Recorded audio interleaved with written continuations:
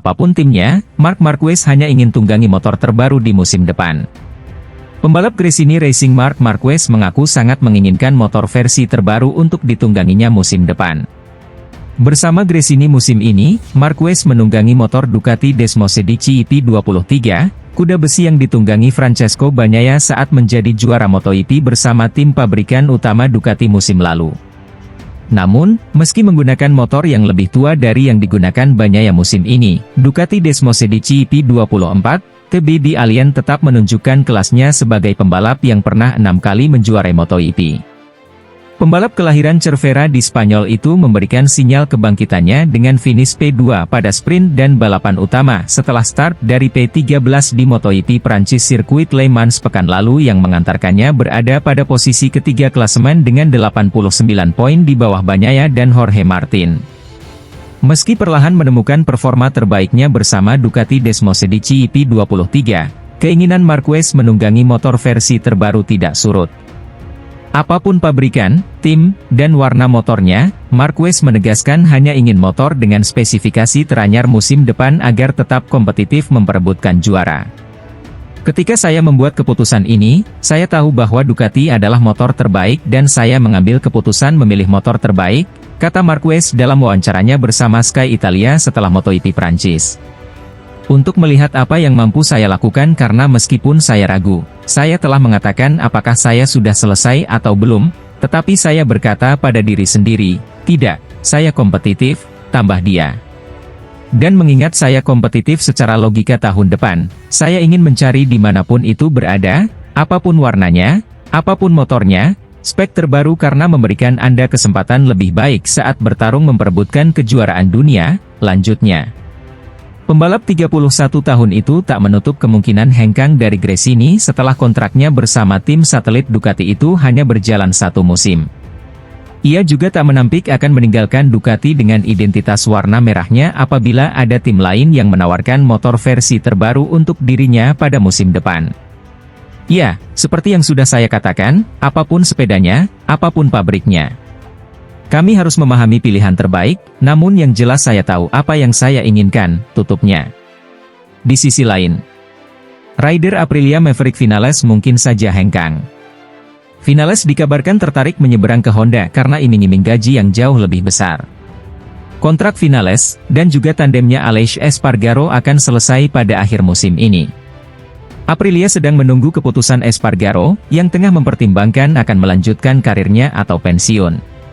Di sisi lain, pabrikan Italia itu sendiri masih ingin agar duet Vinales dan Espargaro berlanjut di MotoGP 2025. Namun, Maverick Vinales berpeluang angkat kaki dari Aprilia untuk pindah ke Honda. Laporan Motosprint, yang dilansir Crash, mengemukakan bahwa para pebalap MotoGP sudah tahu bahwa mereka bisa meminta gaji yang lebih besar jika bergabung Honda. Alhasil, Vinales disebut terdistraksi dengan potensi gaji yang mungkin diberikan pabrikan Jepang itu. Vinales diakini memperoleh gaji sebesar 2 juta euro, 34,6 miliar rupiah, setahun di Aprilia. Sementara Honda disebut-sebut sanggup menggaji Vinales hanya di bawah gaji Fabio Quartararo di Yamaha, 15 juta euro setahun. Sekalipun Vinales sadar bahwa dia akan menghadapi tantangan besar apabila menunggangi RC213V.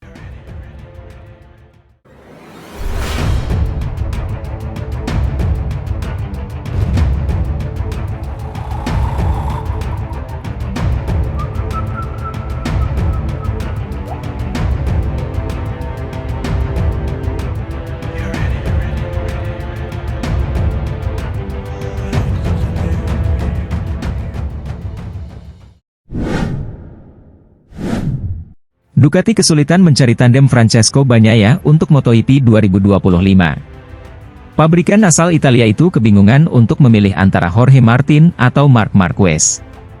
Seperti diketahui, hingga saat ini Ducati masih belum mengumumkan siapa yang akan menjadi tandem Francesco Bagnaia di tim pabrikan untuk musim depan. Namun, sejumlah nama terus dikaitkan untuk mengisi kursi kosong tersebut.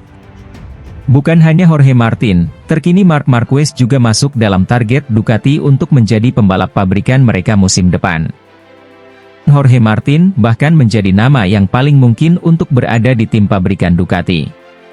Salah satu media Inggris, Crash.net saat ini Ducati tengah berpikir lebih keras untuk menentukan siapa yang layak berada di kursi tim pabrikan mereka musim depan. Terlebih, Jorge Martin dan Marc Marquez sama-sama menunjukkan kualitas mereka musim ini.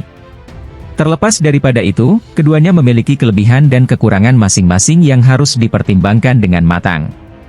Tentu saja. Bagaimana Anda menolak orang yang memimpin kejuaraan dunia? Ini akan menjadi keputusan yang sulit jika mereka berhasil, tulis Crash. Anda menyebutkan keunggulan gelar, 38 poin. Itu berarti Martin masih akan berada di puncak kejuaraan dunia meskipun dia tidak muncul lagi di Catalunya. Jadi dia akan menjadi puncak klasemen menuju Mugello apapun yang terjadi, lanjut media tersebut. Tapi juga, Marquez kini naik klasemen dan sangat dekat dengan Pecco, dengan motor berusia 1 tahun. Saya pikir pertarungan yang kita lihat antara ketiganya pada hari Minggu bisa menjadi pertarungan kejuaraan tahun ini, tukasnya. Di sisi lain, Marc Marquez tak pelak lagi menjadi salah satu bintang musim ini sejak membela Ducati lewat Gresini Racing. Usai 4 musim kelam di Repsol Honda, kini nama Marquez kembali masuk dalam daftar kandidat juara dunia. Usai 5 seri, Marquez kini menduduki peringkat ketiga klasemen pembalap dengan 89 poin, jumlah poin yang juga dikoleksi Enea Bastianini di peringkat keempat. Marquez tertinggal 40 poin dari Jorge Martin yang ada di puncak, dan 2 poin saja di belakang Pecco Bagnaia. Padahal, di antara 4 rider ini, Marquez satu-satunya rider Ducati yang memakai Desmosedici IP23 alias motor lama. Proses adaptasi Marquez juga paling mulus di antara para pengendara IP23 lainnya, yang juga lebih lama di Ducati, yakni Marco Bezzecchi, Fabio Di Giannantonio, dan Alex Marquez. Sejak menjalani debutnya di Ducati dan Gresini, Marquez langsung tampil kompetitif dan mengacak-acak persaingan papan atas. Ia selalu ikut meramaikan perebutan podium dan bahkan kemenangan sejak seri pembuka di Qatar, walau terkadang masih terseok-seok mencari kecocokan antara dirinya dan YP23. Usai masuk 5 besar di sprint dan Grand Prix Qatar, Marquez menebar ancaman di Portugal, di mana ia finish kedua di sprint. Dalam Grand Prix, Marquez sempat berduel dengan Bagnaia untuk berebut posisi 5, tetapi keduanya bersenggolan dan jatuh. Marquez mampu melanjutkan balapan, tetapi hanya finish ke-16. Pada pekan balap di Jerez, Spanyol, Marquez secara sensasional meraih pole perdananya bersama Ducati.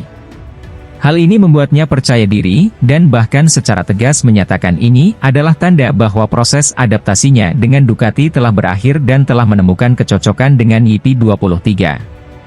Di Le Mans, Prancis, Marquez menjalani kualifikasi yang cukup buruk, hanya duduk di posisi 13. Namun, ia mampu menjalani start dengan baik di sprint dan Grand Prix, dan finish kedua di kedua balapan. Berkat performa mentereng ini, Marquez pun dipertimbangkan Ducati untuk ditandemkan dengan Bagnaia di tim pabrikan pada 2025.